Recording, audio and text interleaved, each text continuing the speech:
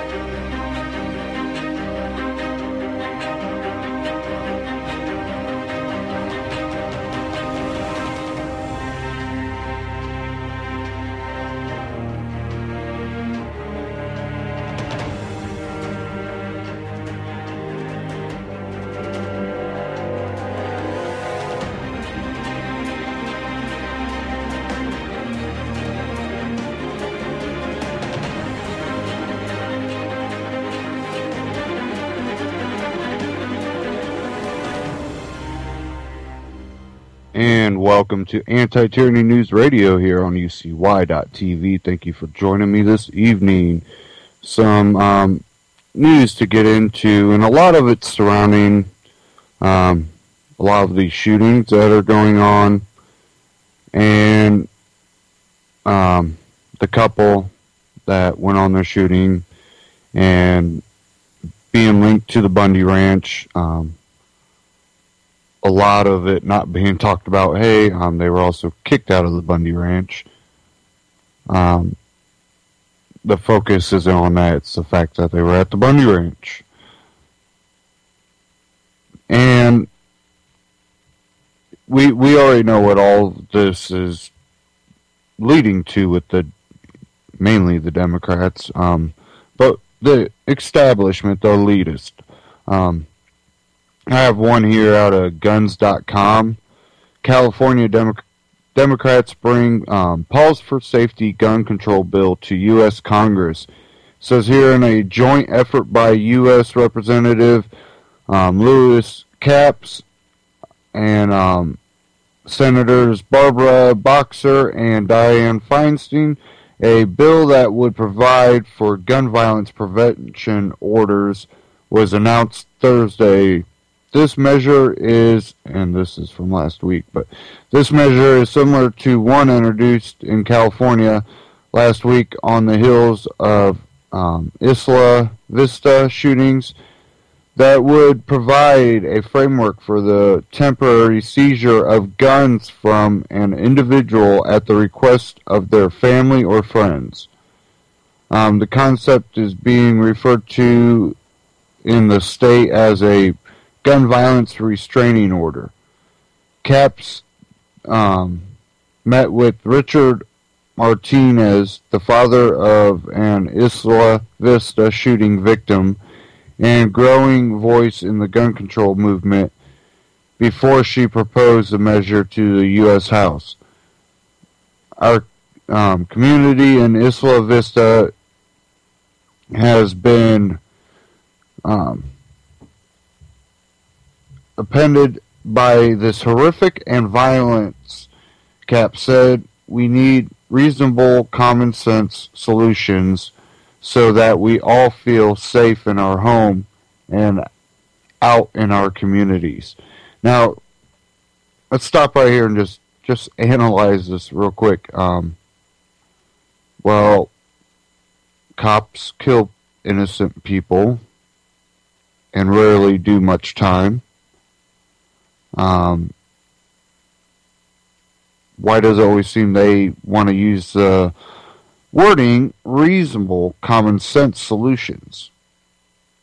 Because, well, reason would look at facts and say, well, California has pretty strict gun laws compared to many places. And they still had this horrific act.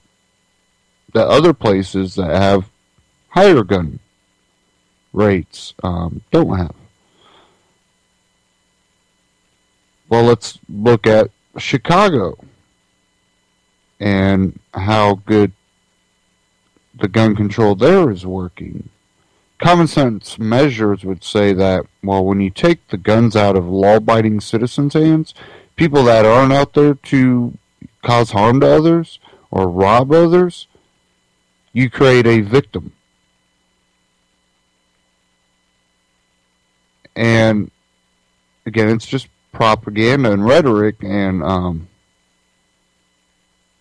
the use of wording seems to just appeal to the people that really don't care to look beyond what these politicians say. Don't look at any facts. They're robots. They repeat what they hear. We're going to see a lot more of this. And that article, you can read the rest of it at guns.com. And we don't hear too much about when a law-abiding citizen has a gun and they're able to protect themselves. And hopefully this one will play. So let me cue it up here. And this one is from gunsaveslives.net. And let me know in the chat room if you don't end up hearing this. Releasing chilling details of a late-night shooting in South St. Louis that left one person dead and injured another, and a neighborhood is now shaken up. News 11's Chris Renier has been working the story all morning long. He has new information this noon. Chris, what are we learning? Well, the investigators say it all started with a teenage girl being confronted by two armed men in front of her home. Then it ended with one of the suspects dead and another hospitalized. Take a look at the scene on Newport near Neosho. This is where it all went down about 11 o'clock last night. St. Louis police say a 17-year-old girl was outside of her home getting something from a car when two armed men confronted her and demanded that she return to her home. The girl's father saw the suspects walking his daughter into the house. That's when police say the father, a 34-year-old man, got his gun and fired several shots at the suspects, hitting both of them. The girl's mother, also 34, got another gun and fired around as well, not hitting either suspect. The first suspect was pronounced dead at the scene. The second suspect ran away and contacted his brother to take him to the hospital. Neighbors heard several gunshots. One of those shots crashed through the front window of Jessica Swartz's home across the street. The bullet then lodged in a wall just above where Jessica was in her bed, getting ready to go to sleep. We talked with Jessica earlier about the frightening experience. Laying in bed watching ready to go to sleep. And then I hear the gunshots and heard glass break, felt debris, jumped to the other side of my bed and waited for it to stop and then called 911. Police are identifying the suspect who was killed as 31-year-old Terrell Johnson from North St. Louis. The second suspect, a 33-year-old man, is hospitalized in critical but stable condition with gunshot wounds to both his chest and thighs.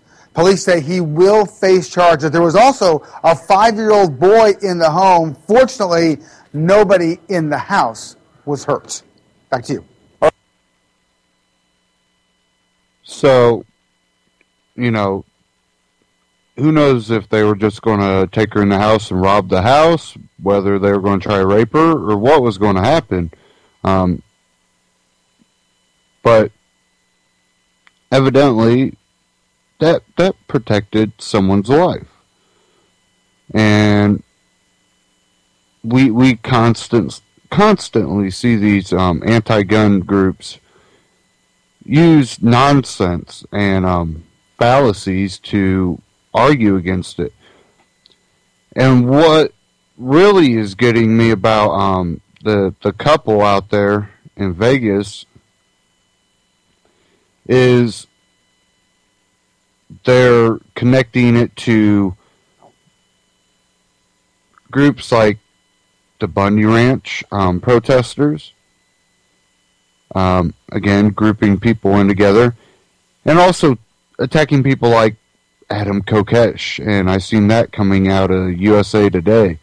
And Adam put out a video here. Is Adam responsible for Vegas cop murders? So I'm going to play that.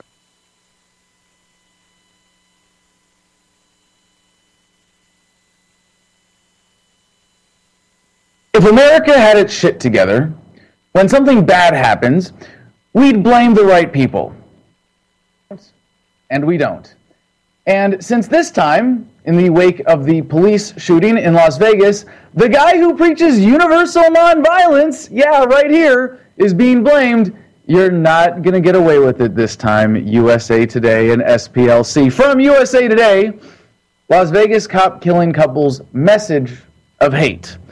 After storming a restaurant and killing 2 police officers, Jared and Amanda Miller placed a swastika and a "Don't Tread on Me" flag on the officers' bodies before going to Walmart and taking more lives. And, of course, it was only when they were confronted by someone trying to stop them that they took someone else's life, but that's besides the point. Jared Miller and his wife Amanda loved supervillains. They walked about their Las Vegas apartment complex dressed as Batman villains, the Joker and his vampy sidekick Harley Quinn. Amanda Miller's Facebook profile photo shows the pair in their Joker costumes. Police say it was a window into the couple's troubled lives. Underneath their painted faces, they were a homicidal rage against authority.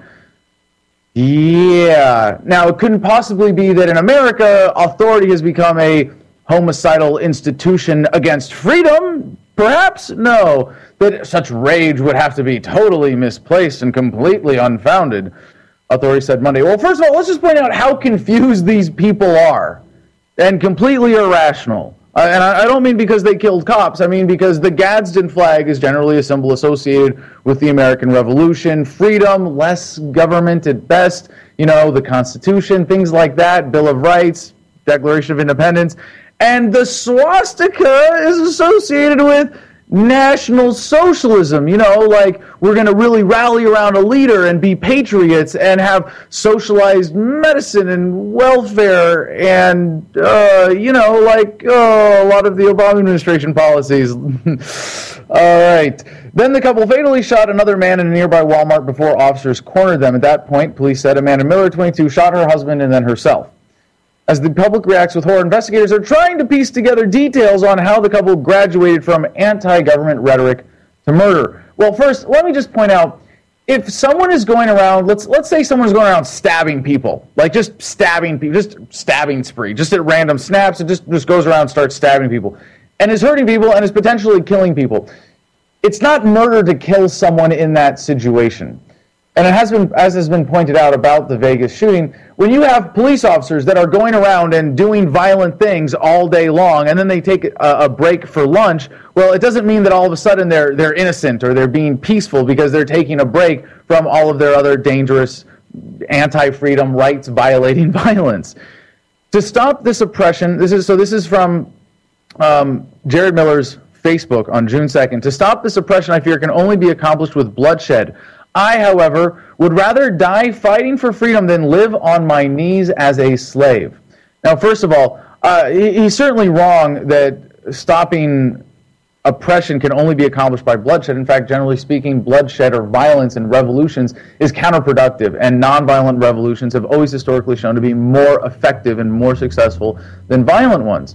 So this is just, if you listen to this guy, like the people they're really not listening, because if they were listening, like, hey, and honestly from an open-minded, open-hearted place, trying to figure out why this happened so it could be prevented, they would actually be thinking, you know, about what he said and what it means rather than jumping to their predetermined political conclusions. And this is really very telling. I would rather die fighting for freedom than live on my knees as a slave. Now, if you can just grasp that for a second. My life has gotten so bad, I would rather die than go on living this way. This is what Jerry's thinking. And if it's, well, on my way out, I'm going to take out some of the people that have kept us down. And because, yes, he understood, people understand that cops are the enforcers of the will of politicians. Yes, that's right. Think about it for a second. Everything that politicians do is backed up with the barrel of a gun wielded by a soldier or a police officer.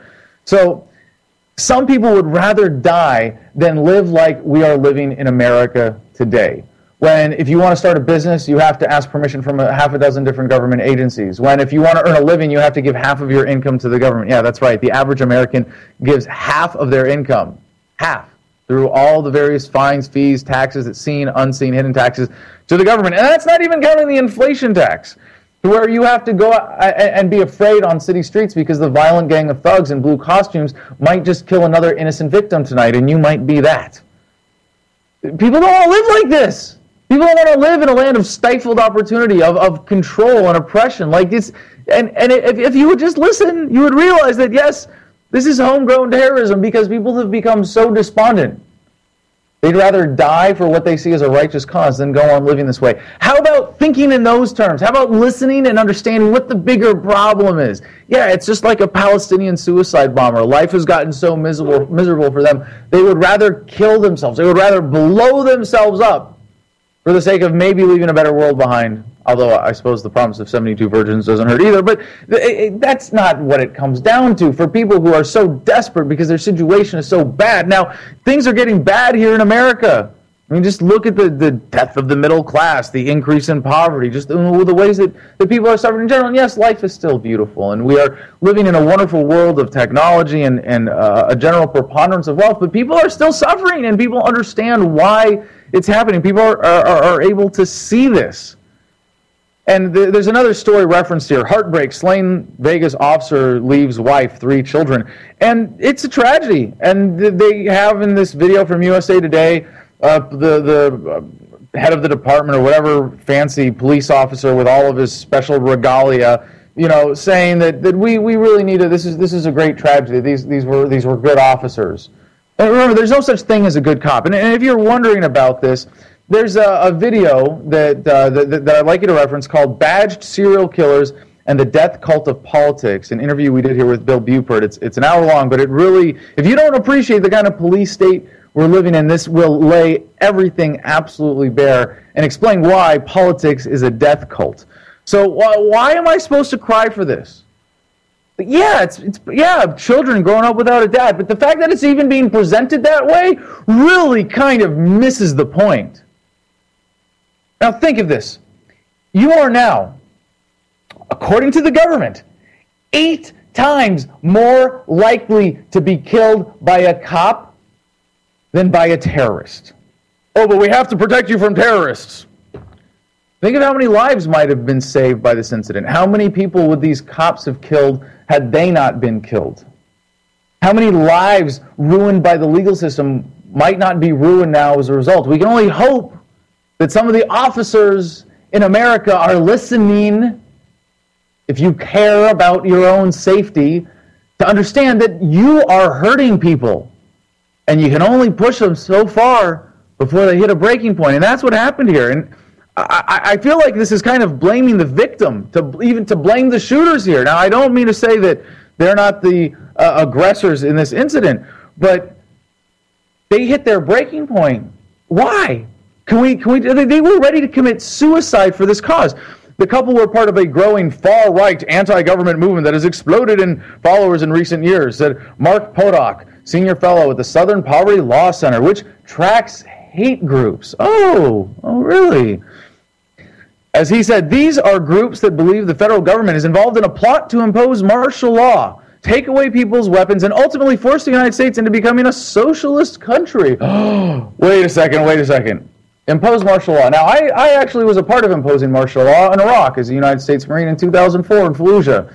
What defines martial law is the arbitrary enforcement. You think when everything has been criminalized as it has in America and the average American commits 3 felonies a day and the police are able to arrest whoever they want on suspicion because they smelled pot, you don't think maybe that's getting a little close to martial law if we didn't already blow by it years ago?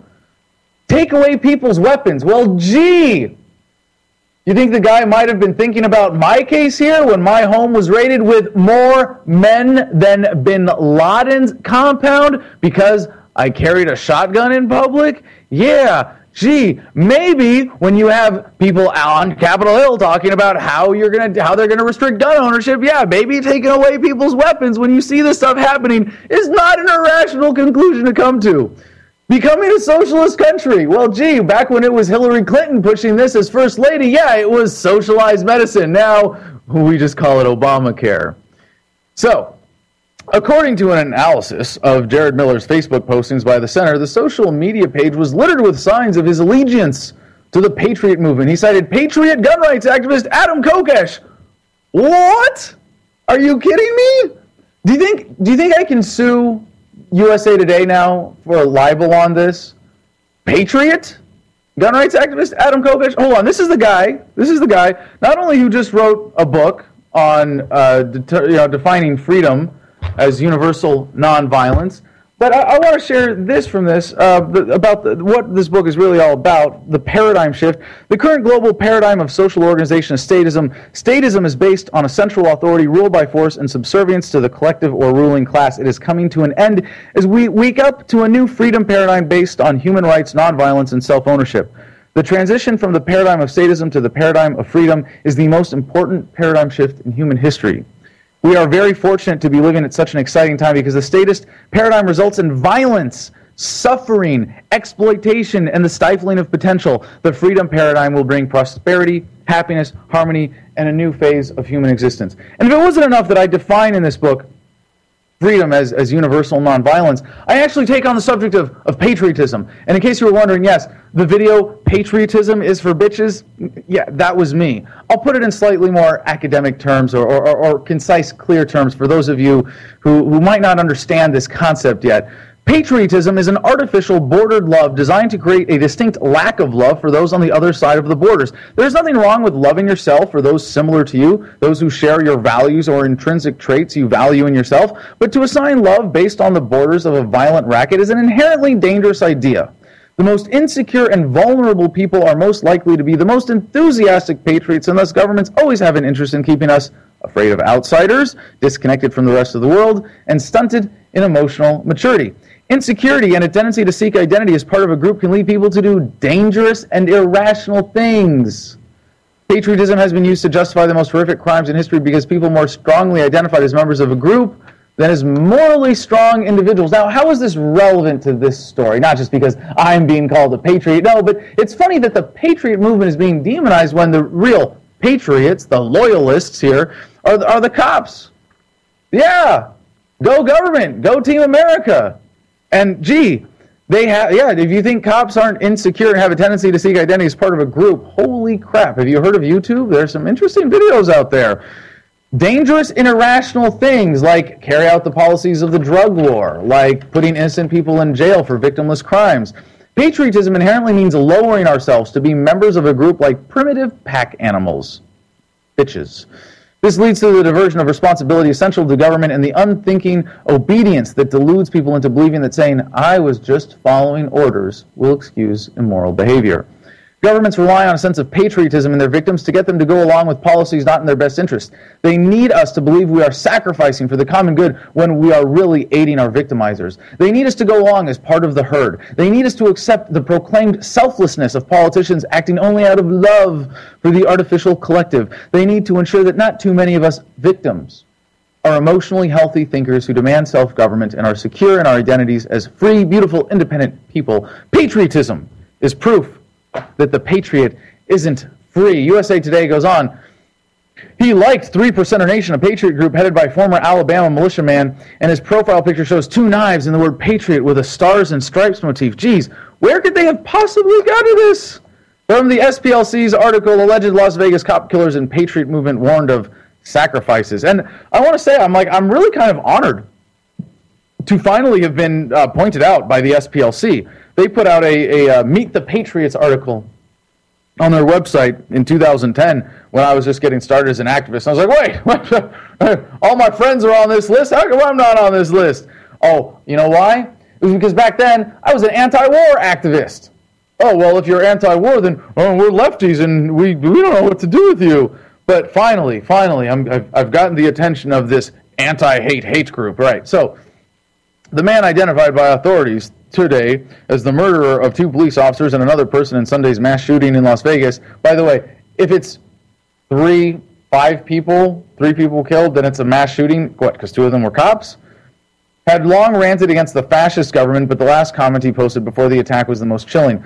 The dawn of a new day. May all our coming sacrifices be worth it. Miller also posted a photo of himself with Richard Mack, a former Arizona sheriff and leader of the Constitutional Sheriffs and Peace Officers Association, a radical patriot group whose members were also at the Bundy standoff. The two met at a February 8 campaign debate for Libertarian candidates held in Clark County, Nevada, where Bundy's ranch is located. They don't point out here that this dude actually went to the Bundy ranch and was kicked out of the encampment because people thought what he was doing was inappropriate. Yeah. So, again, just the guilt by association here is really ridiculous. But Sheriff Mack made the first Meet the Patriots list of dangerous radicals. But what's funny about this is that Sheriff Mack is like really the opposite of a radical. I mean, he makes me look like a radical in a sense because what he's doing is saying, hey, let's follow the law. Hey, it's the Constitution. Let's obey the Constitution. Let's follow the rules that we all agreed to. Can we do that? And for that, he is called a radical. And the way that he has been smeared, in fact, they had to print a retraction, SPLC, for some of their smears against Sheriff Mack, even though they continued. Miller's Facebook page made several references to recent tangles with the law, apparently over a marijuana conviction. He spoke of talking to a fascist judge about the unfairness of drug laws and also being sent back to jail, apparently after a failed drug screen for 7 weeks beginning in July 2013.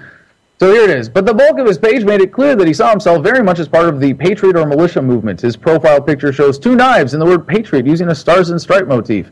And the rest of this is pretty much word for word the part that was ripped in the USA Today story. So, what is SPLC?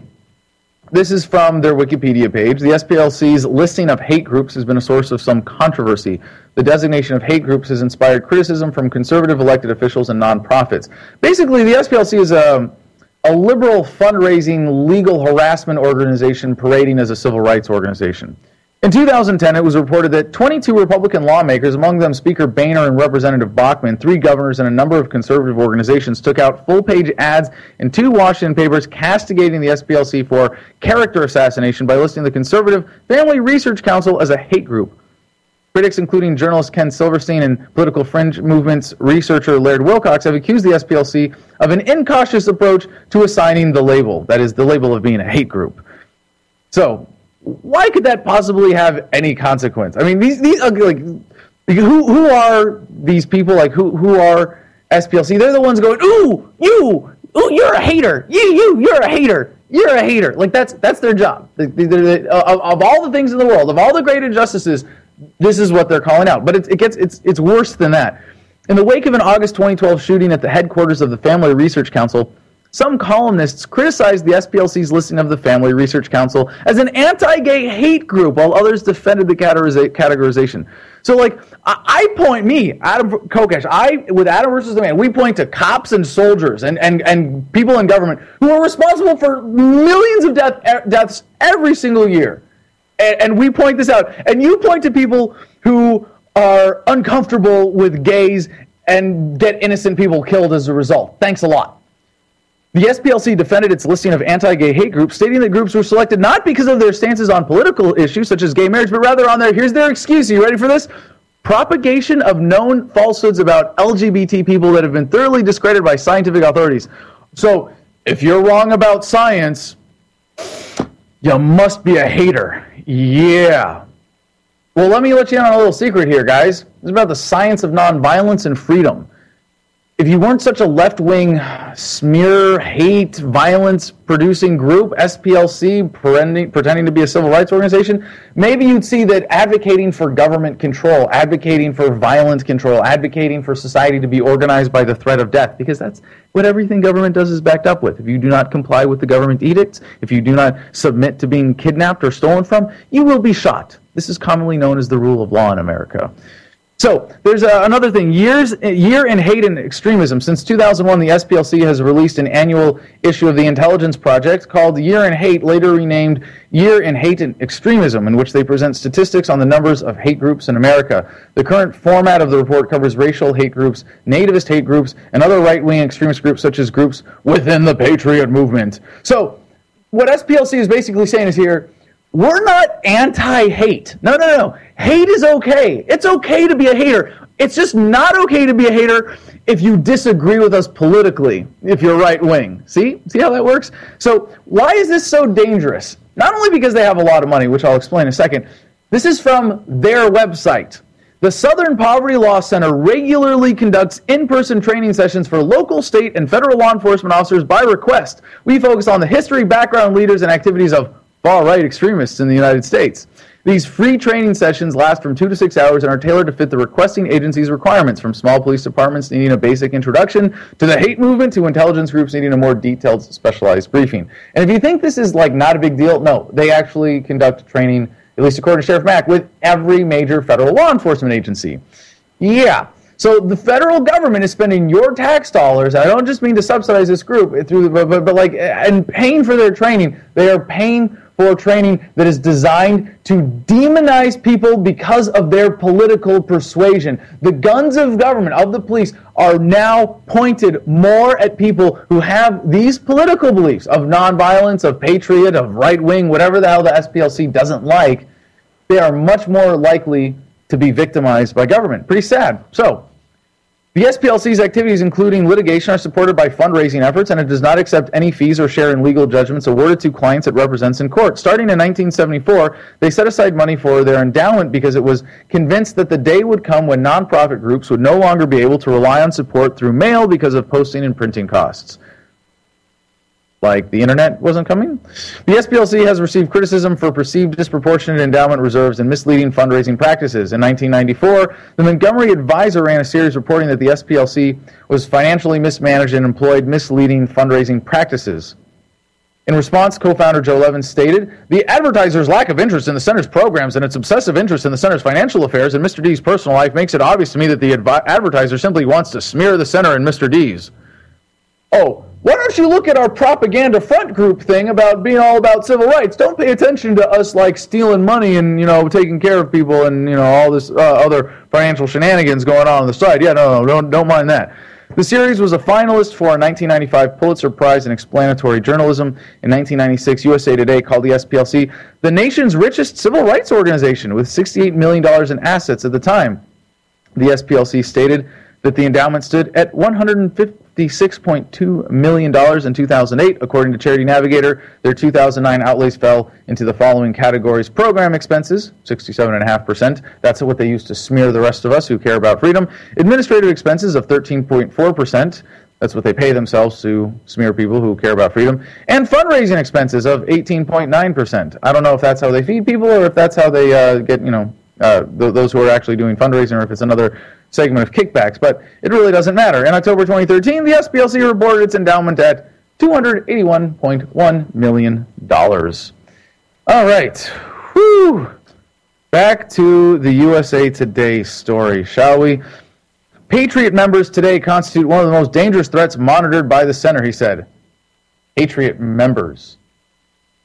I really don't know what to make of their use of this word, because it kind of goes in a lot of different directions. But it's funny that now patriot is used as this sort of catch-all smear term. And I don't mind it. It should be, yes. If you're a patriot, you're some kind of bitch. You're some kind of lackey, somebody who has lowered themselves as an individual to be part of a collective, and that's kind of sad. As he said, the only terrorist threat we face is not just jihadists. We have a homegrown terrorist movement that poses a very serious threat. Okay, so now even including domestic terrorism, you're 8 times more likely to be killed by a cop than by a terrorist. So do they monitor cops? Do they monitor soldiers? No. We just monitor people who disagree with us and slander them as hate groups. Yeah. And lump them together with people that actually are hate groups. And to be fair, yes, the SPLC is good at calling out others who may deserve to at times. But you talk about this misplaced angst. Oh. It was talk the couples were not shy about sharing. This is the article talking about them talking to their neighbors and things like that. They could be heard spewing racist and anti-government opinions, another neighbor told the Las Vegas Sun. The duo told people they planned to commit a mass shooting. Brandon Moore, a resident of the complex, told the newspaper. They were handing out white power propaganda and were talking about doing the next Columbine, Moore said. And nobody said anything. The couple married in 2012 and lived in Lafayette, Indiana, where Amanda Miller's parents lived. After they were evicted from their apartment, they moved to Las Vegas in January. Jared Miller had a troubled history that included a long record of arrests and convictions for drug offenses going back to 2007. Now, let me rephrase this in like normal language, getting it out of like legally statism. No, Jared Miller has been historically a victim of government for committing things that are entirely within his rights to do, as in consuming whatever substances he wants. He has been victimized repeatedly by government, including being locked in a cage. Again, we're blaming the victim here. On Facebook, he professed support for Cliven Bunny, the cattle rancher cited for grazing his cattle on public land without a permit. He boasted of spending time at his ranch during a recent standoff, but didn't mention that he had been kicked out. In July 2013, he posted teary videos on YouTube to his wife before he was sent back to jail for violating an in-house arrest. As he said, quote, "I wish the world was perfect and we could live happily without all this crap." Imagine that. Now, we know from looking back after the initial reports come out about some of these various shooting tragedies in America that psychotropic medications are pretty much always involved, that all of these people are on some kind of legal drugs. And when someone tries to cover a story like this and doesn't mention that at all, you have to kind of wonder, like, who's paying for them? Whose side are they really on? This doesn't even come up. But when you are 8 times more likely to be killed by a cop than by a terrorist, I think we need to be looking at the bigger problem here. And every cop swears an allegiance to government, to the Constitution, supposedly, and that's never examined as a theme. Like, gee, why are there so many people dying in America at the hands of cops? Well, geez, maybe because they pledge allegiance to a death cult. So I'm not surprised that they're trying to associate me with patriots and violent, crazy people. And it's funny because they might have been like, maybe the SPLC was actually looking at old pictures of me on the internet when I used to be a patriot, when I used to be a violent psychopath. I know. It's not easy for me to admit this, but I think I'd like to be able to share the story, and I do as much as I can so that people can learn from it and get better. I was a violent psychopath, and then I quit my government job as a United States Marine, as a paid killer for politicians. I'm so much better now.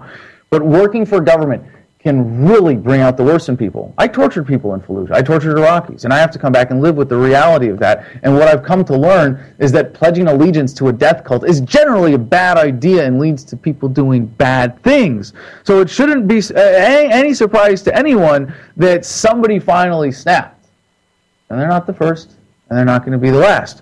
But I want to say that I have always preached universal nonviolence. I have demonstrated in my interactions with government an absolute commitment to the strategies of nonviolence, to the principles of nonviolence, to the point where even at the Jefferson dance party, where I was being picked up and body slammed on a marble floor. When I've been arrested over 36 times. I've been beaten up by cops. I've been harassed. I've got nerve damage in my shoulder from being picked up by the arms from behind. And I've not once lifted a finger against a cop. I've even been accused of assaulting a police officer, federal charges that had me in jail for a week before standing up against that, got those charges dropped.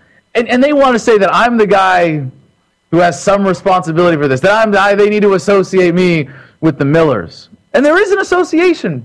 There's certainly something to be learned from this connection. I just hope that people are actually going to listen to this message and see that there is a much bigger problem, that violence begets violence, turning to the institution of government to deal with these problems, that an institution that is based on violence is guaranteed to make the problem worse. So I would just hope, again, and it's so tiresome now, one shooting after another. Oh, is there anything unique this time? Well, yeah, there kind of is. And it's not just that I'm being accused here. It's not just that I'm being associated with these. I'm happy to call the Millers. I I think violent psychopaths is not, maybe I'm presuming in my diagnosis, but no, what they did was crazy and stupid and counterproductive to freedom. Not necessarily unjustified violence when you understand what the police state is, when you understand what government is. But if you really want to be a champion for freedom, you have to respect the freedoms of others as much as you practically can. And I understand, if you lose your shit, yeah, it happens to the best of us. If you lose your shit because the man's got you down, please, please, don't give up on life. People will do that. It's going to happen more in America. Things are going to get a little bit worse, at least, before they get better. But we're going to need you on the other side. If you feel like the Millers do, I just hope that you would channel whatever rage you have to something that's worth living for. And, Jared, while you said that this was the cause worth dying for, that this is, you'd rather live on your knee, you'd rather die fighting for freedom than live on your knees as a slave, I can appreciate that. And maybe that's where the real connection is between the Millers and I. That I sympathize.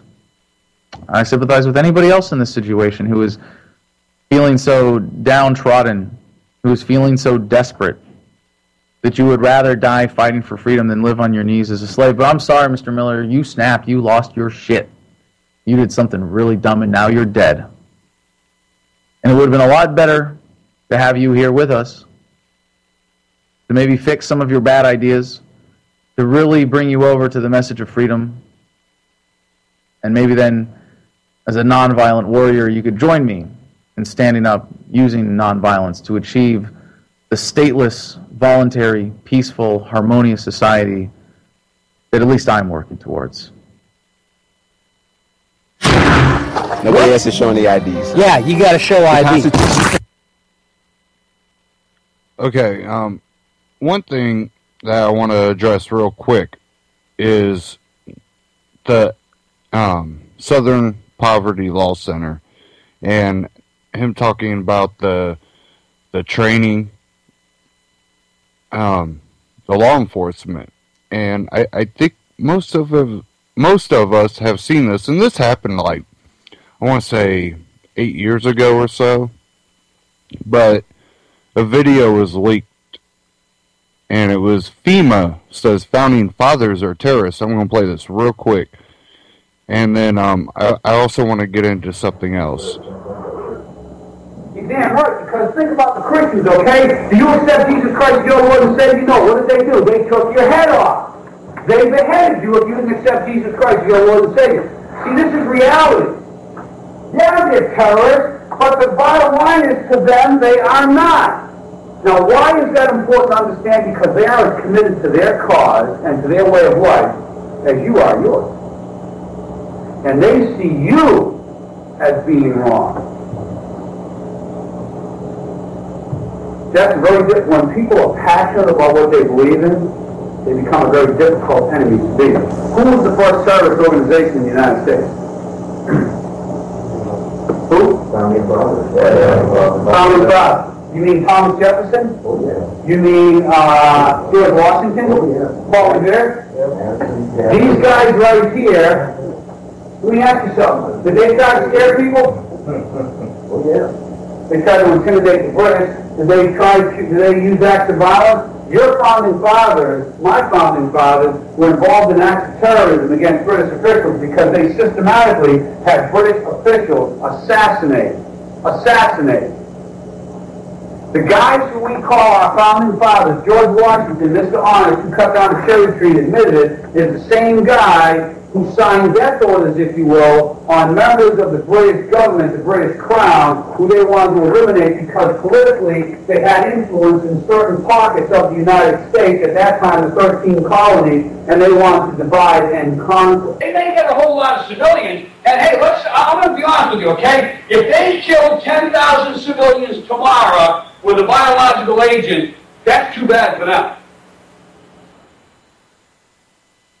This was a 3-day thing that happened in 2001. I'm not quite sure when the video was leaked, but the video was taken in 2001, and that was FEMA training. And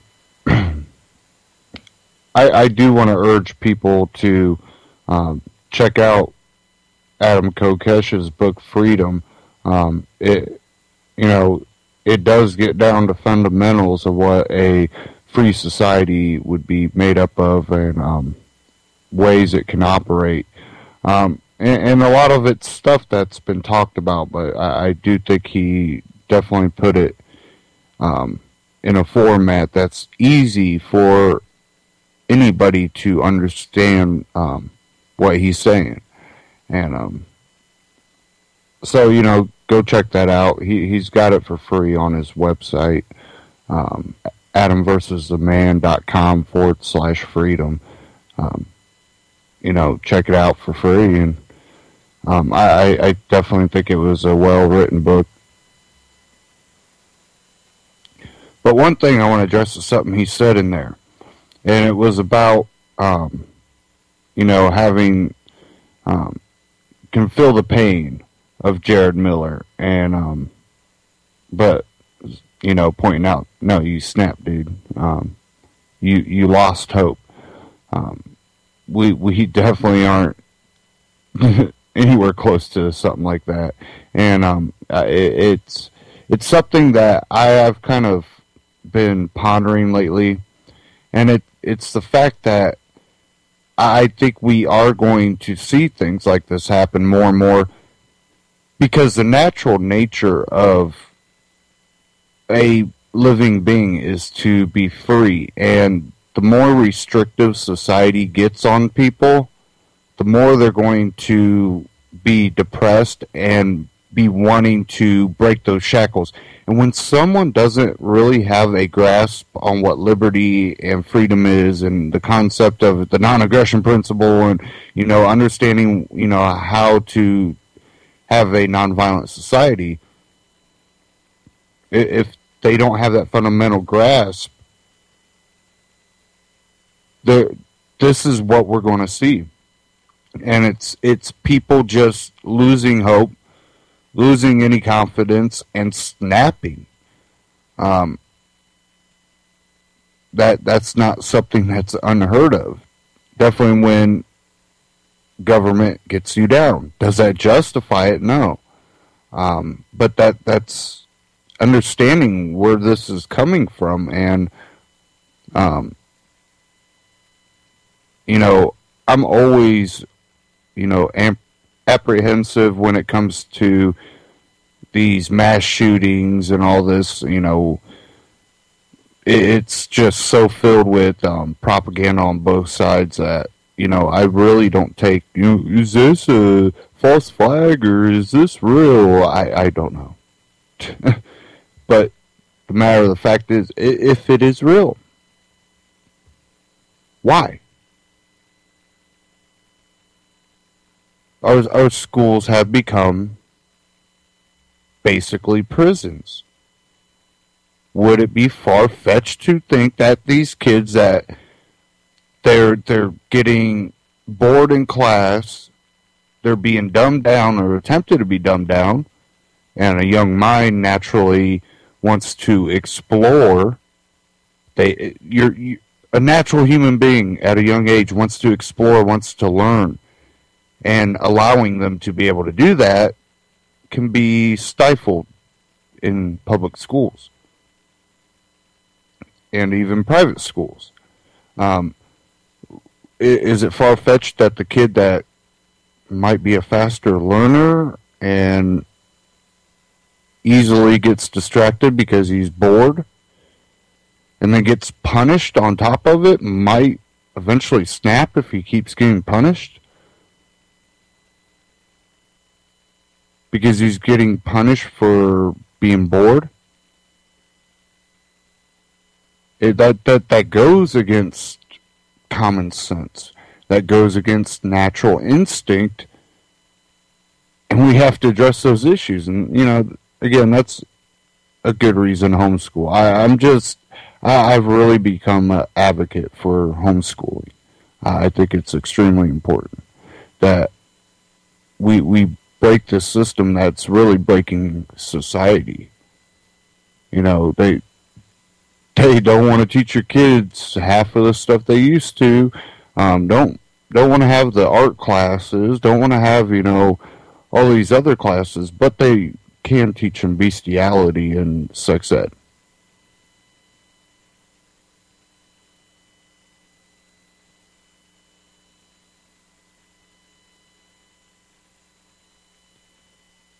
We have to fix society by putting our money, our possessions, and our you know, soul behind it all. You have to walk the walk, and you know, it starts by going. Public schools are junk. I'm not putting my kid in them. And when parents start just ripping all their kids out of these public schools, what you're going to see is a pushback from the government. Well, when that happens to more people because they're trying to give their children a, you know, good education, they want their children to actually be smart, and they're learning what kind of fraud the public school systems are. It helps to expose the fraud that it is. And it also will help to expose some of the other frauds because, oh, well, now all the kids are being homeschooled. We can't check, you know, make sure they're getting vaccinated and all this. So you're going to see more of them come down on the vaccinations and want to come into your home, and you're going to see all the invasions of privacy, all those laws that they push and go, well, we'll never use it for this. Oh, yeah, they will. When you no longer follow that religious cult of government, and what they tell you is good for you.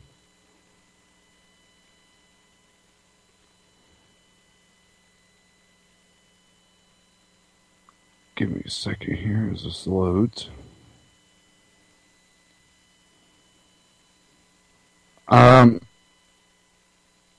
We do have one here. This was breaking earlier today, but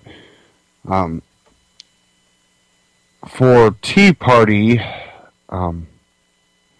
people that you definitely probably could call patriots, they're libertarian-leaning constitutionalists. They're not there yet, but Tea Party wins massive victory, defeats House Majority Leader Eric Cantor in GOP primary. This comes from benswan.com. With 99% of precincts reporting the Tea Party just proved it's not dead. Tea Party-backed David Bratt leads House Majority Leader Eric Cantor 56% to 44%. The race has been called for Bratt. Behind Speaker John Boehner, Cantor was the Republican Party's second most powerful lawmaker. So, will we see change? I think that's to be seen. I don't know where that's going to go. But I know there's a lot of people that consider themselves libertarian that are definitely looking at that. So, and FDA, another one out of benswan.com, strikes again. This one's titled FDA to artisan cheesemakers, cut it out. Okay.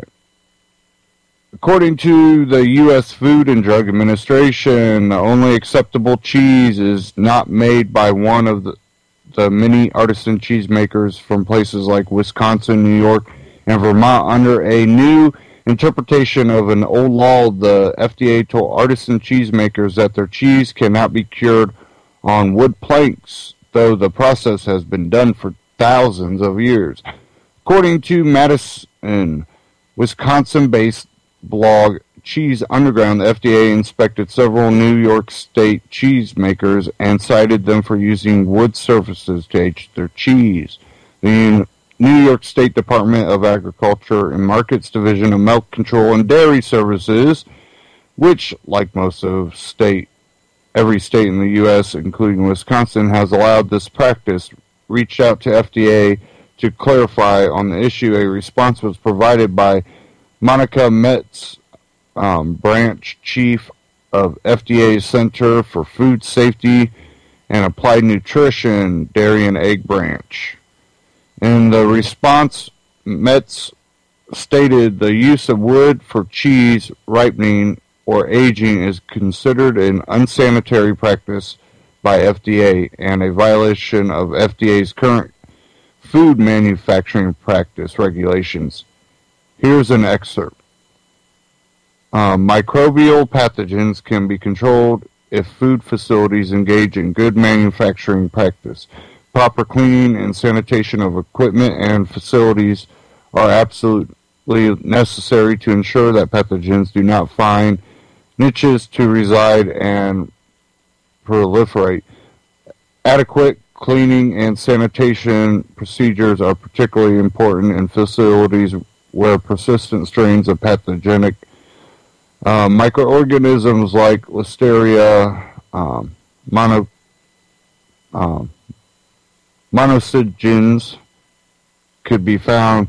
The use of wood shells, rough or otherwise, for cheese ripening does not conform to CGMP requirements, which require that all plant equipment and utensils shall be so designed and so of such material and workmanship that to be adequately cleanable and shall be properly maintained.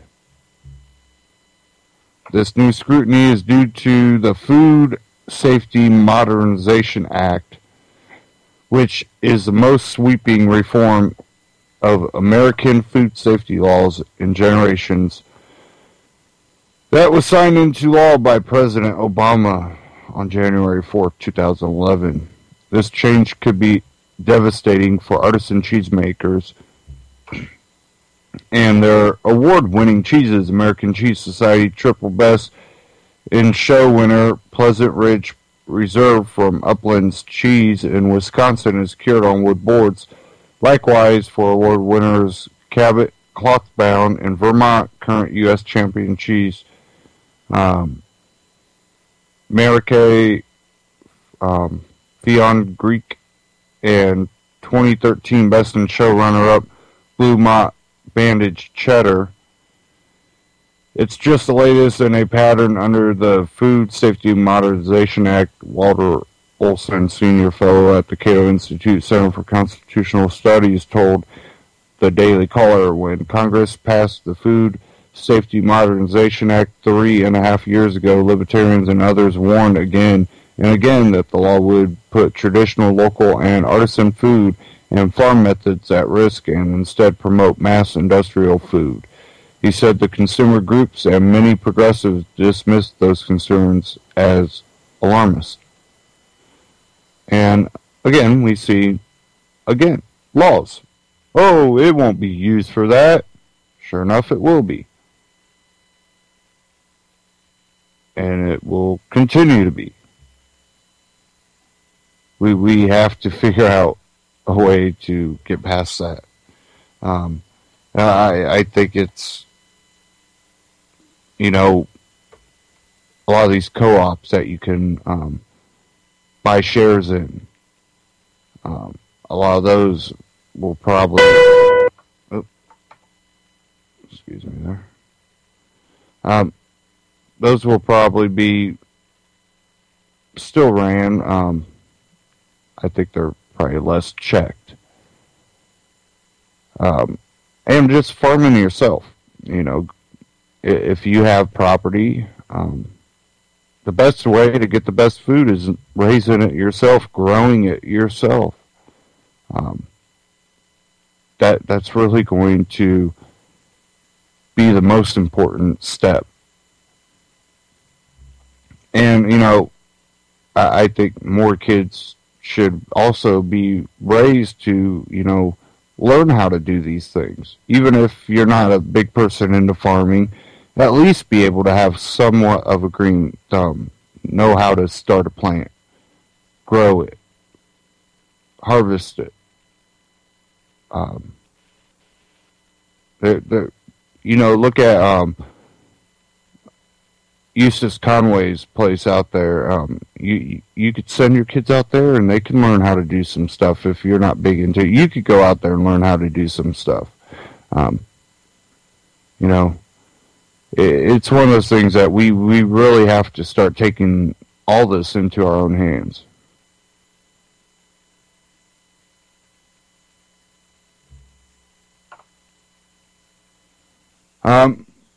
Since we're in the area of the youth, Stefan Molyneux put one out, study children assaulted 936 times per year. And I wanted to kind of go ahead and play this one. And he's got Dr. George Holden. He's a professor of psychology at SMU. So, I'm going to go ahead and play this, and we'll talk about it after. Hi, everybody. Stefan Molyneux from Free Domain Radio. I'm extremely pleased to have Dr. George Holden with us. He is a parenting expert, a professor of psychology at Southern Methodist University in Dallas, Texas, author of the book Parenting, A Dynamic Perspective, and a study which I recently referenced on this show, Eavesdropping on the Family, a pilot investigation of corporal punishment in the home. Thank you, Dr. Holden, so much for taking the time today. Sure, my pleasure. So this was, if I understand it correctly, a bit of a surprise for you, the study. You were originally trying to study something else, and then it kind of changed course, right? Right. We wanted to study actually what really goes on in the home, but we had a focus, and our focus was on parental yelling, because almost all parents report that they yell at their kids, but there's been very little attention given to the quality of the yelling. So we want to get a glimpse into that by having moms record their home interactions with a little digital audio arm recorder that we had given to moms. And in the course of that, listening to those recordings, we came across these spanking and slapping incidents. So we decided to focus on those. And a surprising amount, if I understand this correctly, because I think the parents report that they hit 18 times a year. I think your calculation was a little different.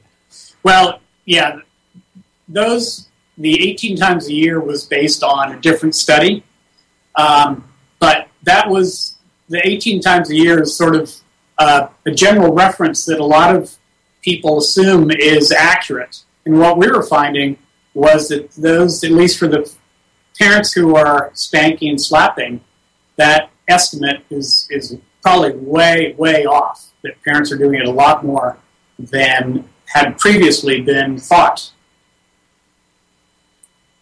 Right. To the point of 18 times a week or 900 and change a year. It could be. Which is really an astounding figure when you think, I mean, at any level to be hit 900 times a year by somebody 5 times your size is quite a formative set of experiences, I would assume. Absolutely. And I mean, that's not everyone. That's only that's the high-end spankers or slappers who may be doing it that much or perhaps even more. But it is, I think, a significant experience that these children are having, and I would call it a micro trauma that they're actually experiencing and repeatedly experiencing. And it's likely that these micro traumas can have long-term effects on brain development and certainly on their behavior and their orientations toward others.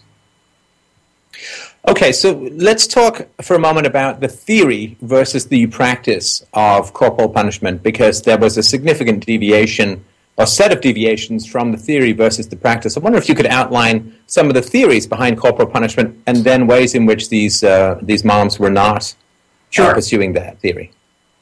Well, there isn't any one single theory about how to go about using corporal punishment. Rather, to my knowledge, there's about 5 or 6 authors out there who have published in this domain recommending how one should spank. And so what we did is we looked through those 5 or 6 different authors and kind of came up with what seemed to be fairly consistent across the authors' recommendations about how to spank. Now, we actually didn't ask the parents whether they were aware of the guidelines or how to go about doing it.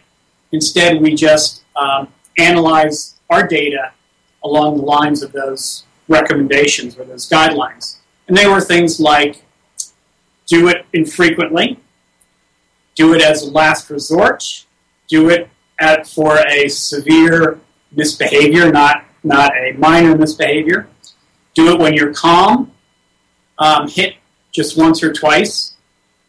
And they suggested that if you do it, it's going to be effective.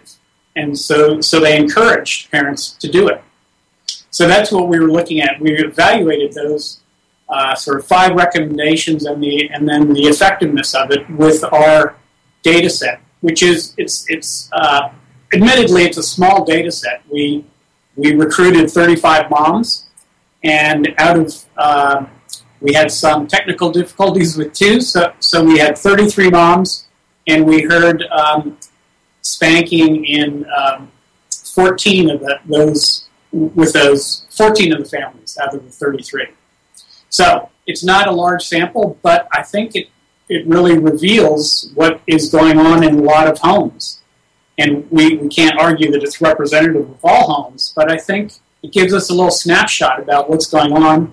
And what we've found is parents aren't spanking at all along the guidelines what's been recommended. They're spanking frequently, they're spanking for trivial misbehaviors, they're spanking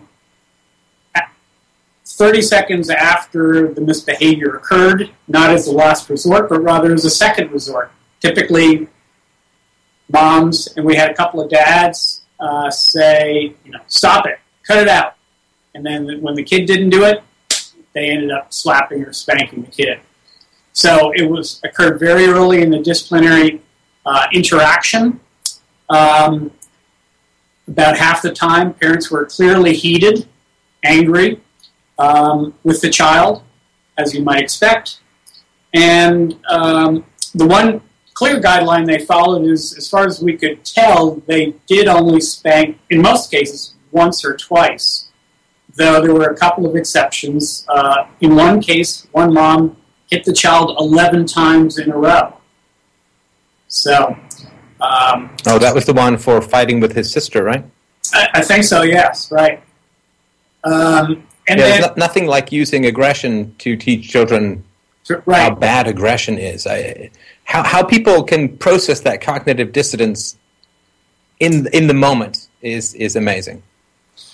Well, my take is that parents aren't doing enough processing of their behavior. And if they did what I call meta-parenting, which is reflecting on your parenting behavior, and observed how the child's reacting, thought about, yes, the spanking does work for the immediate, but if I wait a few minutes, my kid's misbehaving again. So clearly it's not working. If they thought about these things, I think they'd think, I need to try something else. This is not working. But most parents don't do that. They just hit, and the incident is over, so they think, must have worked. So yeah, our other finding was that in most cases, children were misbehaving within 10 minutes after the spanking. Some were doing the same behavior, some were doing other behaviors, but clearly it was not an effective tool for promoting good behavior from a child. Right. Now, the statistics that I've heard, and they're kind of all over the map, but they're certainly at the high end of the percentages, 70, 80, 85% of American parents say that they still spank their children. You had a little less than 50%. Do you think that parents may have modified their behavior because they were being recorded? I know some of them were hitting that very night that they put the recorder on, so probably not. Do you have any reason to, or do you have any knowledge about why it might have been lower than the average? Well, yeah, the reason probably was because we just had a small sample of behavior. That if we had a larger sample, like we had 4 to 6 nights of recordings, if we had 2 weeks of recordings or 3 weeks, it's likely that we would have heard more incidents across different families. So I think that's really the issue in this particular case. I have no doubt that spanking does occur in at least 70% to 90% of samples in the United States. It's just, particularly in the South, it's just accepted as a standard disciplinary technique, and not enough parents question it. Well, I guess it can be frustrating. It must be even more. You've been studying this for 30 years, and I've been for, I guess 6 or 7 years, a minor public figure attempting to get experts like yourself in front of parents to help them to sort of understand that it doesn't work, that it can have a negative effect on IQ points, that it can provoke oppositional defiant disorders, that it degrades the quality of social interactions, both peer and to authority, and you name it. I mean, it's almost nothing other than eyes exploding that spanking can promote in terms of negative behavior. I've had Dr. Elizabeth Gershoff, I've had Alison Gopnik on to try and talk about this stuff. It really seems like this is a hard message to get across to parents. And again, you've been working at it a lot longer than I have been. If I sort of look at the revolution in domestic violence that occurred from the late 1950s to the 1960s, it was relatively quick, which doesn't mean, of course, that it was eliminated. It just means that the message got out very quickly.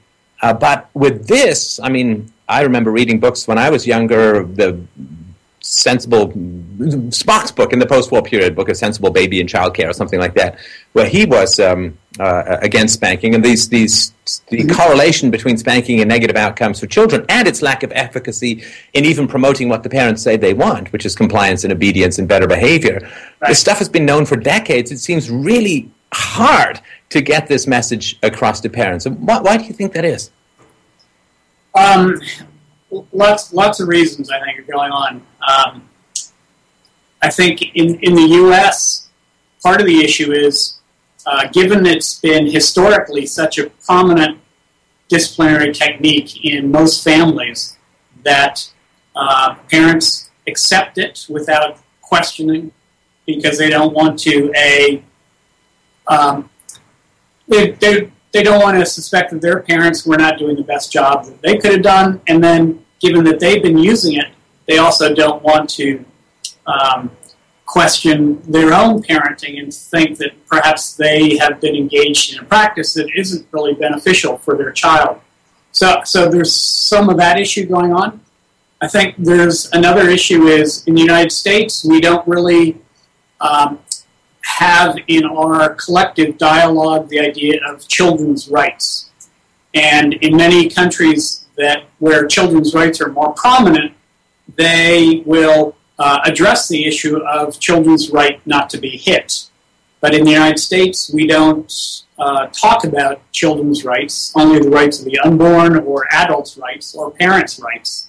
So there's sort of I think a blockage there that also kind of inhibits more dialogue and more discussion about what is best for children, because we're just thinking about what's best for parents in terms of parents having the right to raise their children whatever way they want.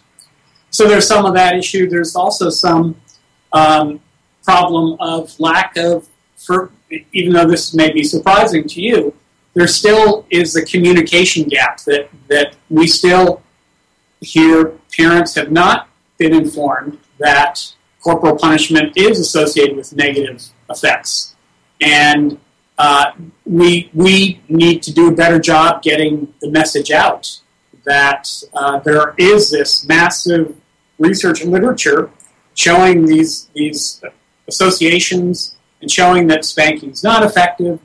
But parents, some certainly have, but many still have not heard that message. So that's part of what I'm involved in. I'm associated with this group called the U.S. Alliance to End the Hitting of Children. And part of our job, as we see it, is to educate the country that there are this corporal punishment is associated with these negative problems, and there's better ways to rear our children. So for the parents, and we still haven't really talked about the yelling, which is also pretty significant. And I know that in the study you asked for parents who admitted to yelling at their children, and you didn't find many who weren't on that side. We haven't even really talked about that, but I would like to see, just calm, peaceful negotiation with children. I'm a stay-at-home dad, and I found that to be just a fantastic way of interacting with kids, because they are so powerless. And to me, where you have the most powerless members of society, you need to approach them the most gently and the most solicitously, rather than exercising power over the powerlessness, which among adults we recognize is not great. We're still working on that with kids. So for parents who want to not be aggressive, and I know you've got a whole book about this, but I wonder if you could sum up some of the options that are available for parents who want to be more reasonable with their children and not provoke these kinds of problems. Yeah, sure. Part of the problem is parents fail to recognize that one of the problems that children have is their immature brains, and that they yet don't have their prefrontal cortex has not yet developed so that they can control their behavior to act like an adult. But parents often forget this and kind of are expecting immediate compliance and expecting children to remember what the parent had just told them a few minutes ago, when they don't really have the cognitive ability and the neurological capacity to do some of this. So part of the message is for parents to recognize that their children are these developing organisms, and that their brains are immature and they need many more years to develop so that they will be adult-like.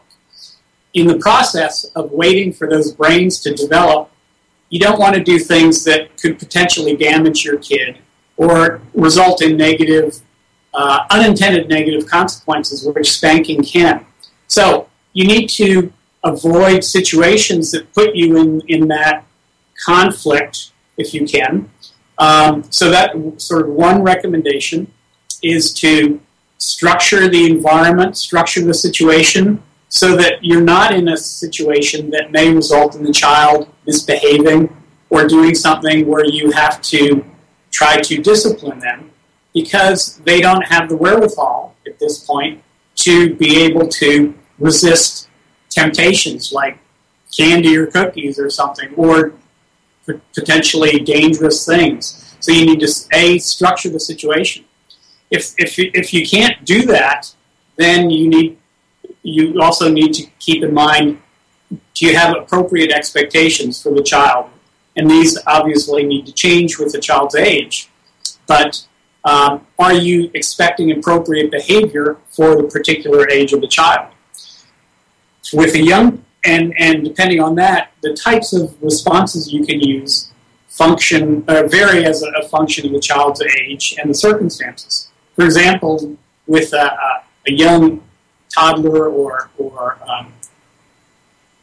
infant or toddler, you can divert their attention very easily from the tempting object to a positive interaction. As the child gets older, then diversion often won't work, so you have to begin to do things like focus on what motivates the child, what do they care about, and then remove what they care about. In most cases, what they most care about is adult attention, parent attention and love and warmth. And if you express to the child why his or her behavior is not acceptable and what your problem is, and that you will have to stop engaging with the child for the moment because the child's behavior is not acceptable, so basically putting the child in a short timeout, then I think that's very effective for preschoolers. As you get older, that doesn't work.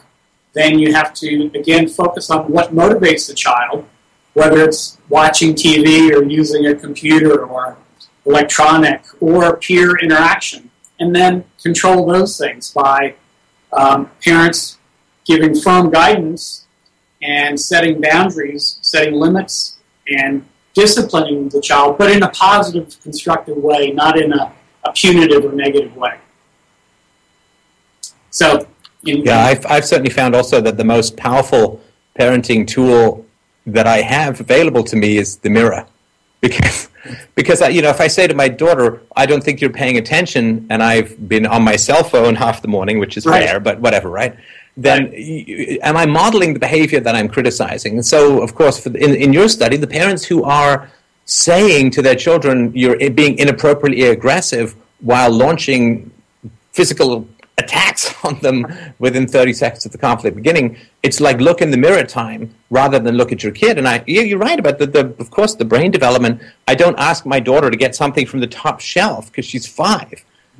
Physically, she hasn't grown high enough to get there, and it's the same thing with the brain itself. So if you look into your mirror and figure out what are you modeling for the kid, is anything coming back that you're modeling, in which case you need to alter your own behavior and not focus on the kid, and recognize that they're still short mentally and can't get to the top shelf. Absolutely, yeah. We all need to reflect more on our own behavior, look in the mirror, as you say. We expect our children to be calm, controlled individuals, but then we get so worked up about their behavior, and we start yelling at them. And we model, as you point out, the very behaviors we don't want to see them develop. So parents really need to take a time out themselves, take a step back, and look at their behavior and think about why was I getting so worked up about this issue? Is it really that important? Do I really need to have a battle over this little thing? Because the long-term goals are what are important. And the long-term goals are raising children to be happy, healthy, independent, respectful individuals, plus whatever other things you want. But if we think about those long-term goals and then look at what we're getting so worked up about in the immediate context, I think parents will often say, I should let go of that. That's really not that important. And I need to focus on developing a good, warm relationship with my child, not a relationship where the child fears me because I may hit him or her if she doesn't do exactly what I say, exactly when I say it. So I think we in general have developed this a little misguided orientation to what a good parent is, and that we need to reorient our focus and focus on what is now called positive parenting. And positive parenting is the idea that you engage in good cooperative relationships with your child. If you try to calmly elicit good behavior, the child really wants to do what pleases you, and that will the child then will, if you do it in a loving way, the child will often behave in the way that you want, and this will promote a good relationship, open communication, and a child who's going to be loving and respectful in the long term. And we fully accept that love and aggression are incompatible in adult relationships. Like, you can't hit your wife until she really respects and loves you. But we have this short circuit when it comes from adult to child. You're not going to be motivated at work by somebody yelling at you. You're going to kind of deflate and, be upset. Right. And so, I guess, except for the army, I guess, but in sort of a civilian life. Yeah. But we have this kind of weird disconnect, and that which we fully understand would never work in an adult relationship, hitting, yelling, aggression, and so on. We just have this complete opposite standard when it comes to kids, and breaking that down and helping people to understand that children have the least voluntary relationships in society. I've used this analogy before, that if the government assigned you a wife and she wasn't there by choice, you would have to treat her extra special in order to overcome the involuntary nature of her relationship to you. And it's the same with kids. They don't choose you as parents, they're born into it. And I think we have to treat them the very best to really overcome that involuntary nature of their relationship. Like I try to parent like, if my daughter could choose any father in the world, she would choose me. Now, she doesn't have that choice, but I kind of want to parent as if she had that choice, because, she can choose to associate with me or not when she grows up. And I think it's almost like power corrupts, and the fact that children aren't there by choice and can't leave, which I think should make people have the highest standards in those relationships, I think actually causes those standards in many cases to degrade. Right. Yeah, and let's not forget, 150 years ago, men could hit their wives for misbehaving. And it was accepted and very common in the United States that men would do this. And they had to, of course, operate under the rule of the thumb, which meant they couldn't beat their wives with a stick larger than the diameter of their thumb. But nevertheless, it was incredibly common. And we don't yet, as you point out, we don't yet make the connection that we are still beating our children. Sometimes with objects, sometimes sticks, but often just with the hand, which should be a love object. But we still beat them with the hand. Even if it's a slapping, it's still an assault on the child that should not be practiced. Right. I accepted that rule of thumb thing. You may want to Google that. I think it may, in fact, be an urban myth. But nonetheless, it was more accepted to have marital violence in the past than it is now, and we hope to extend that onwards. So what's next for these, for me at least, eye-popping and incredibly valuable studies? Are you going to work more with this kind of approach with recordings? Are you going to do more with the data set that you have now? What's up next for you? Both. We have hundreds of hours of recordings, which take double or triple that long to try to code and then write up for studies. So we have several years more of working with this data set. But in the meantime, I also want to expand the study, get a more representative sample, to get more samples of corporal punishment, to try to replicate what we found and expand it, try it out in different socioeconomic groups, and see to what extent we can generalize what we found. We'll be trying some new methodology to see if we can speed up the process and make it automatic a bit more. So we're going to be using some equipment that will automatically transcribe the words heard on the recordings, which won't necessarily spot the corporal punishment incidents, but then we can at least zoom into the conflictual incidents and then listen for the spanking or slapping that often occurs around those. So those are our plans right now, to continue on with the data set, but also expand with a new data set and larger sample. Well, fantastic. And we'll, of course, put links to your book and to your websites on the link to the show. I've really appreciated. I mean, having this kind of data, we can make a moral case, but having this kind of data is enormously helpful for activists like me to be able to go out and help people to understand how things can be done better. So I hugely appreciate the work that you're doing, and really look forward to the next data set that you release. Great. My pleasure. Thank you. Yes, it is a unique. Thanks very much. So, okay. Take care. Take care.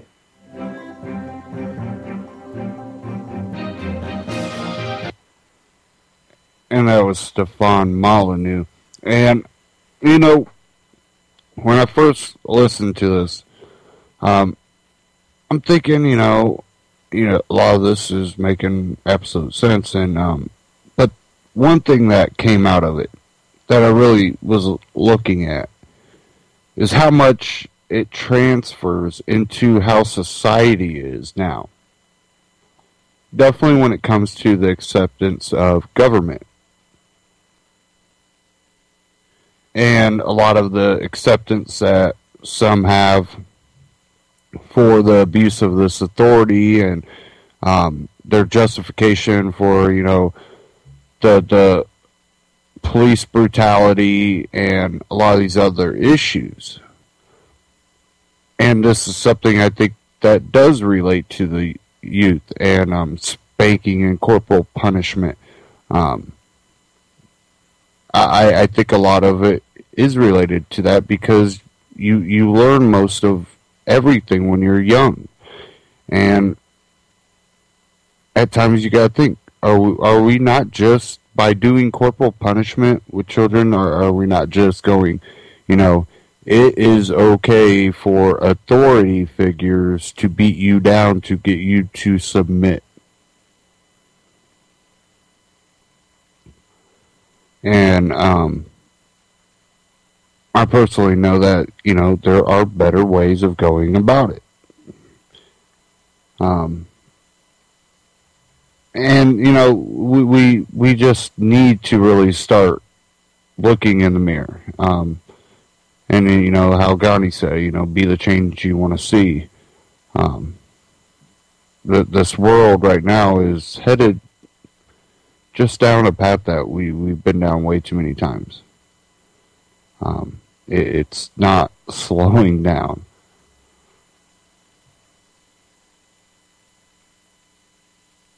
Give me a second while this page loads here.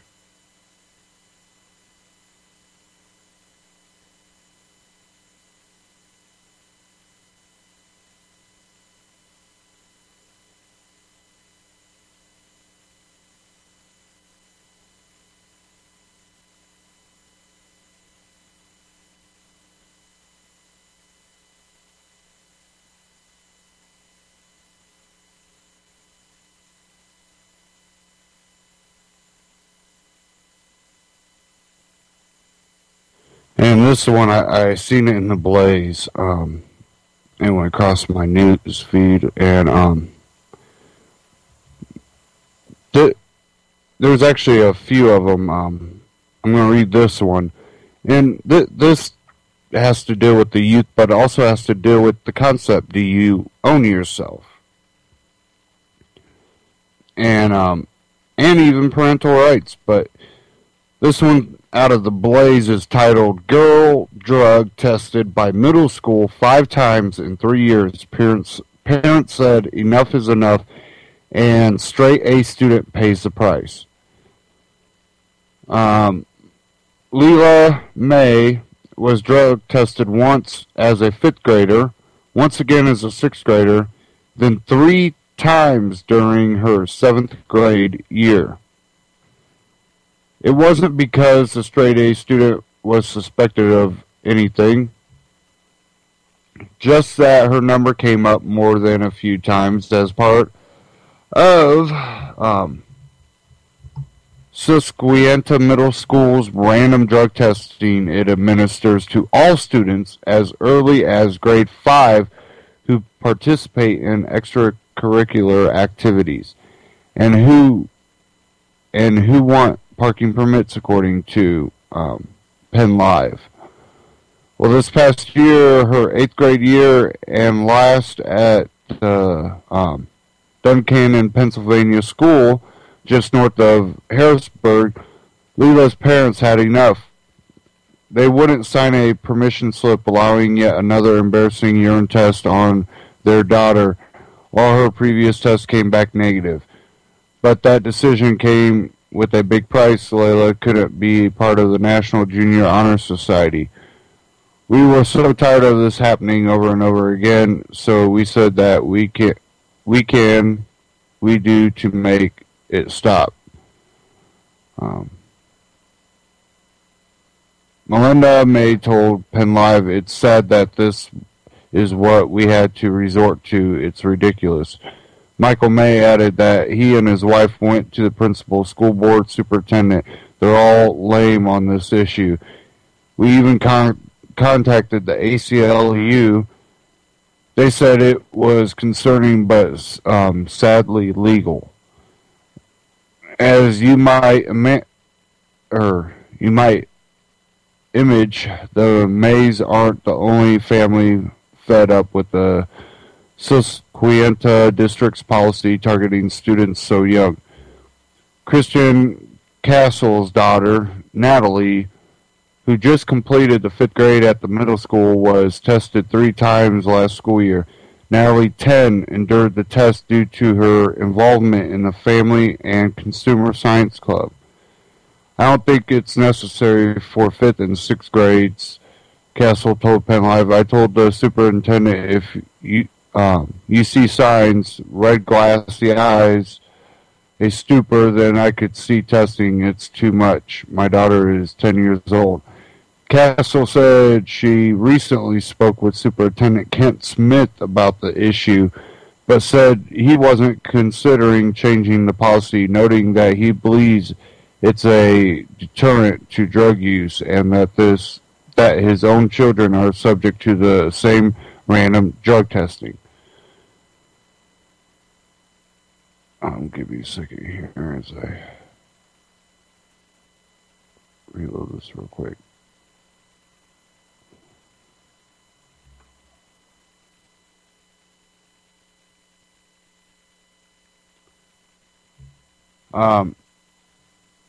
Said, I told Smith to tell me that Natalie wouldn't be tested again, Castle told Penn Live. He said, no, I cannot guarantee that.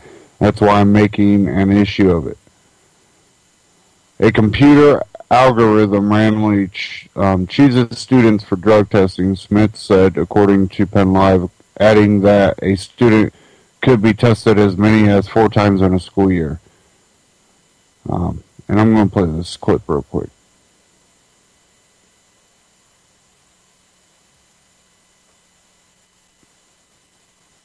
As long as it plays.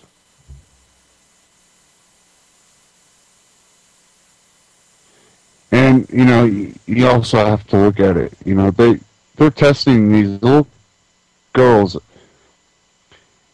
And anybody that knows how drug testing is done, you know, they have to watch you if it's a proper drug test. And when I was in school and they did drug testing, mostly in high school sports and stuff, yeah, they did just let you go into a stall, you know, yeah, keep the door open and all that. So they're probably doing that here too. It wouldn't surprise me.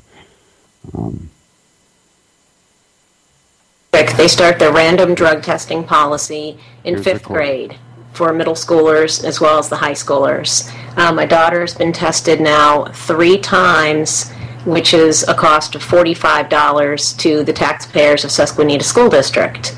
I've asked the superintendent, Mr. Smith, if he would change the policy to not include kids in grade 5 and 6, which are age 10 and 11, and I'm going to be taking my question to the school board because Mr. Smith was not interested in changing the policy. After Natalie was tested 2 times, we talked about it.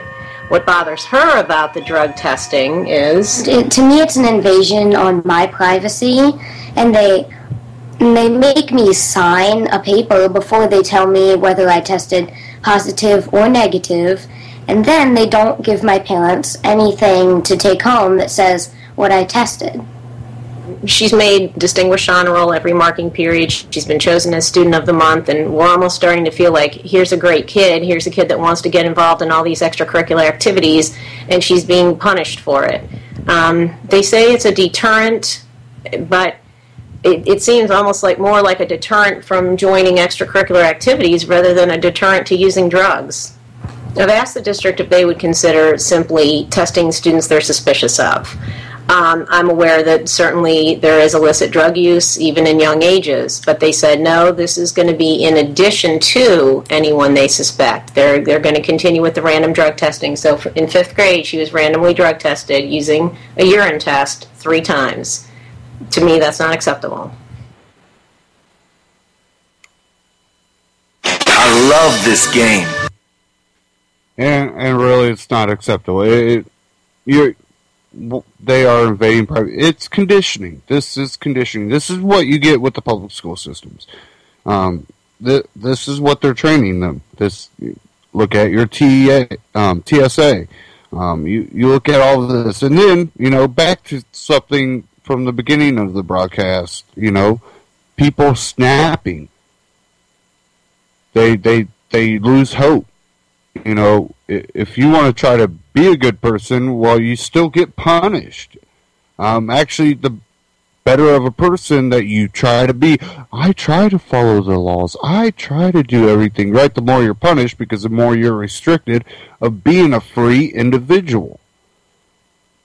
And you wonder why people snap, because that's not the nature. We started out as hunter-gatherers roaming around.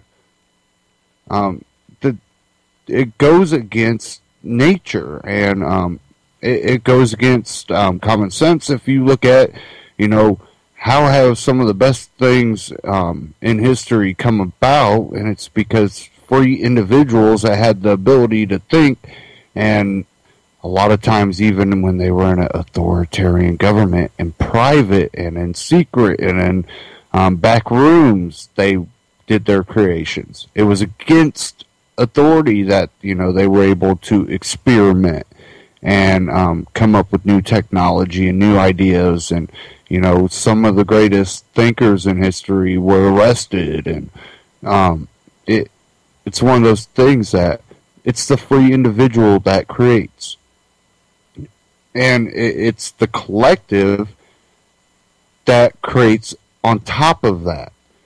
By the use by multiple people, you find out what works and what doesn't. And then another individual goes, well, I got an idea how we can do that better. And it's that expansion on thought. Instead of having this collectivist thinking that we are all supposed to think exactly the same. And, we have to be that free society to be able to prosper. You can't do it without.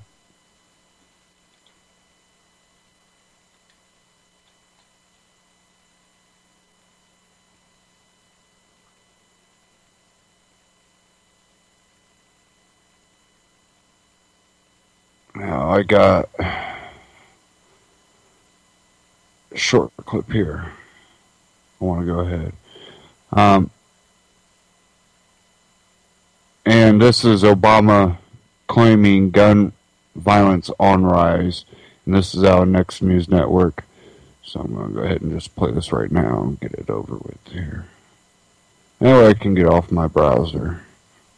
Yesterday, in a live broadcast discussion on student loan debt, President Obama claimed that our levels of gun violence are off the charts. There's no advanced, developed country on earth that would put up with this. Obama went on to say that Americans should be ashamed and complained about not being able to pass gun control legislation. Obama's statements contradict many studies that show a 49% drop in gun homicide since 1993. The Bureau of Justice Statistics found that non-fatal gun crimes dropped almost 70% over the same time period. The Centers for Disease Control and Prevention reached similar conclusions in their study on gun violence. That study also pointed out the benefits of concealed firearm carry for protection. To some, it seems the Obama administration has a gun control agenda that ignores the facts. A Florida man was sentenced to life in prison for firing his gun in self-defense without injuring anyone. Ronald Williams fired 5 shots as a means of scaring off 4 men that he felt threatened by. This event took place 6 years ago, and he was convicted of 4 counts of aggravated assault with a firearm, which holds a mandatory sentence of 20 years for each count. Williams is not the only Florida resident serving time for such an act. Marissa Alexander is already serving 60 years for a warning shot that was fired over the head of a man that had abused her. Reporter William Norman Grigg surmises that these cases illustrate how the U.S. wound up with the largest prison population in history. Boca Raton's Mayor Susan Haney has declared June 20th as Take Your Dog to Work Day. For the first time, Boca will participate in the annual event that began 16 years ago and is sponsored by Pet Sitters International. Mayor Haney made the announcement earlier this week to raise awareness about potential pets at the Tri-County Animal Rescue and the 50,000 lives the rescue has saved since opening in 1996. The mayor said that she is looking forward to seeing pets in everyone's workplace, but the assistant city manager indicated that dogs will still not be allowed in City Hall. A boa constrictor was seen in Boca Raton. On Saturday, the Golden Harbor Homeowners Association reported to the State Fish and Wildlife Conservation Commission and police that the snake was hanging around the Lake Wyman area. The Boca police captain said that they would watch the boa until wildlife officials can arrive to take care of it. Anyone who spots the snake can call the Boca Police non-emergency line at 561-368-6201. Boynton Beach Police issued a public warning of an IRS phone scam that caused at least one 68-year-old woman to lose about $5,000. The scam is described as sophisticated. The scammed woman said she was told it was the IRS and that she owed over $5,000 and that she would go to jail and her house would be taken if she didn't pay right away. She was instructed to get cash, purchase 10 money pack cards for $500 each, and give the fake agent the account numbers. Residents should be aware that the IRS will never ask for credit card numbers or request wire transfers over the phone or via email. If you think you are being contacted by a scammer, you can report it to the Treasury Inspector General or the Federal Trade Commission. According to the Sun Sentinel, the Political Action Committee, or PAC, Next Gen Climate, is trying to raise $100 million and put the funds towards 7 races in the country, including Florida's gubernatorial race between Governor Rick Scott and Charlie Crist. The Next Gen Climate PAC says that Scott is a climate denier and that Crist is committed to acting on climate change.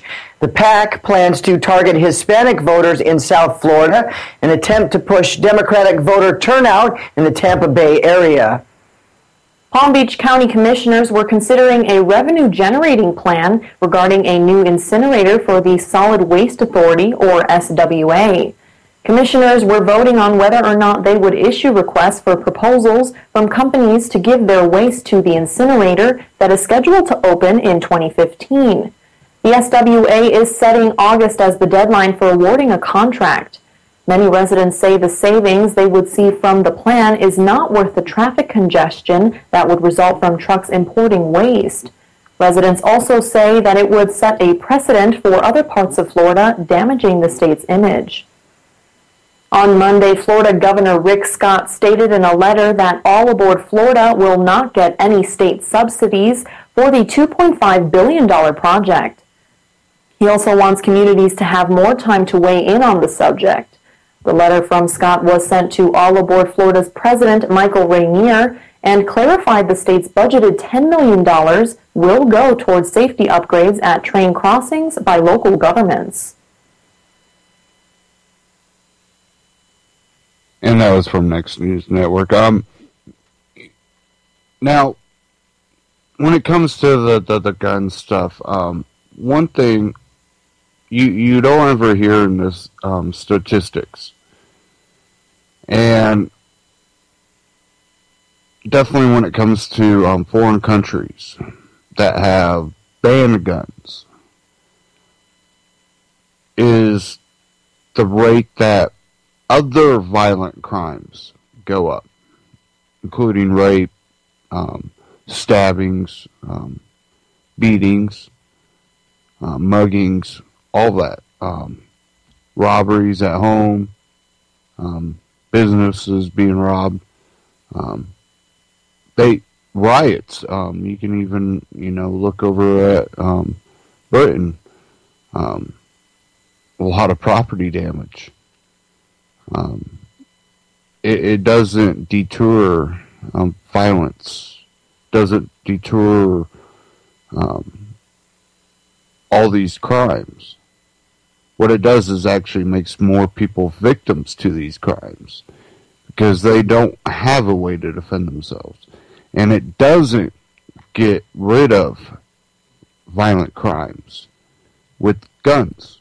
The criminals still have guns, and Britain goes, well, we only had this many deaths by guns, not including when their officers might have fired at someone, but only this many deaths by a gun. But that also might not include the people that didn't die from a shooting.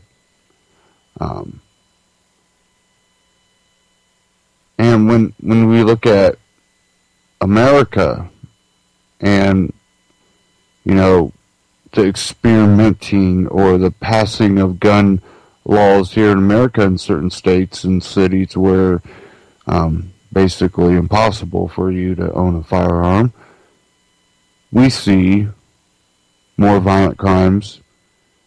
And they go, yeah, look, guns are coming in from other states. Well, these violent crimes are happening more whether there's going to be guns or not. Because there are a lot of bigger people that will take advantage of the weak. And that's one of the things that always seemed to be an equalizer. You didn't have to be some big beef strong guy when you had a gun. You could still defend yourself. Well, the criminal have a gun still. Well, yeah, but that's a little bit equal playing field. Definitely when the legal owner, the person that,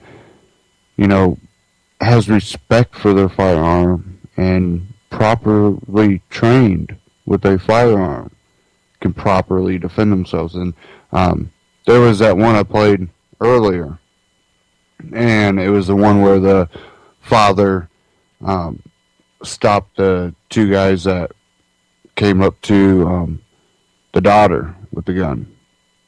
And, well, then, he shot both of them, and then the mom grabbed a gun and shot and did not hit anybody. That's probably the one that went through the neighbor across the street's house, and I would say that's not properly trained. Even in a situation like that, you have to be able to properly aim and fire. You can't just be erratic, freaking out. It's one of those things that probably shouldn't have happened, and it does, will be used against, pro-gun people. Oh, look, see, could have killed that person across the street. It's never a good thing, but people still have the right to defend themselves. That doesn't change my right. That doesn't give anybody authority to abridge my right to defend myself. And that's the main issue. If you own yourself, if you believe in the right that your body is your body and your property is your property, and you own yourself and you have the right to, operate on natural law, and, you can't look at it and go, well, that might not be justified, or he shouldn't have that ability to defend himself.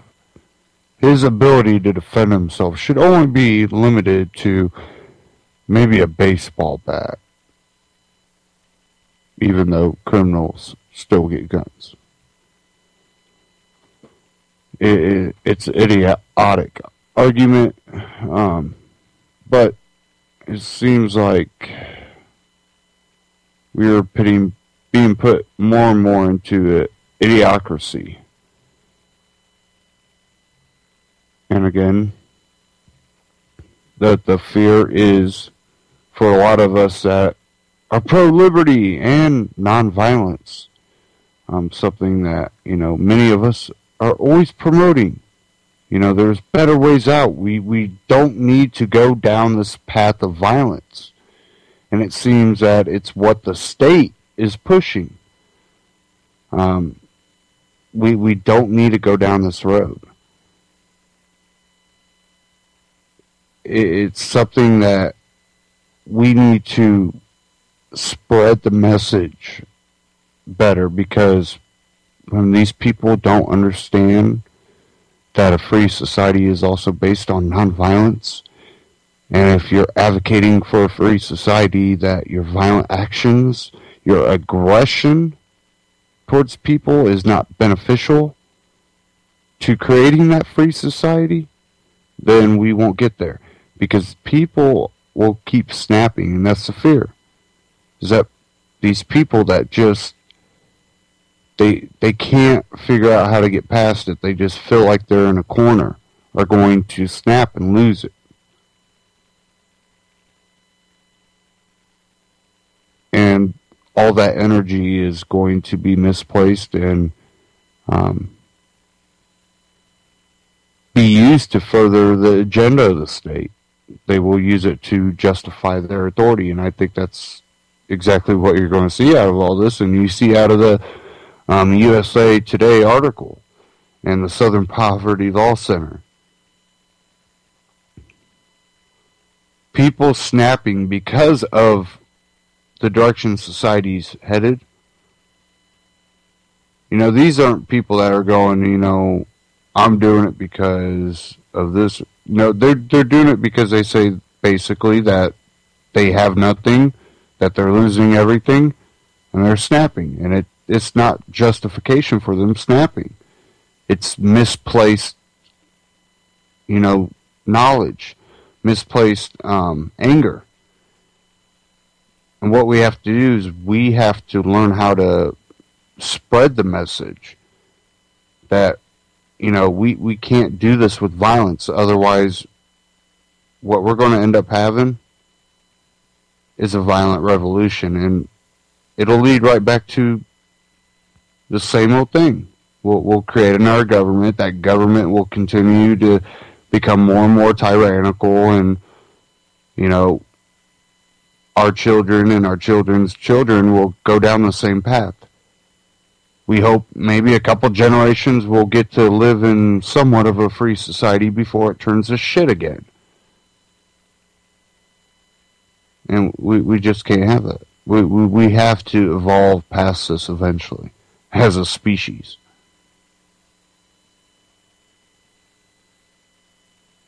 Well, I want to thank everybody for tuning in tonight. It is coming up to the end of the broadcast here. You know, always check out UCY's Amazon store. Go to ucy.tv and there's a little button right there, Amazon symbol.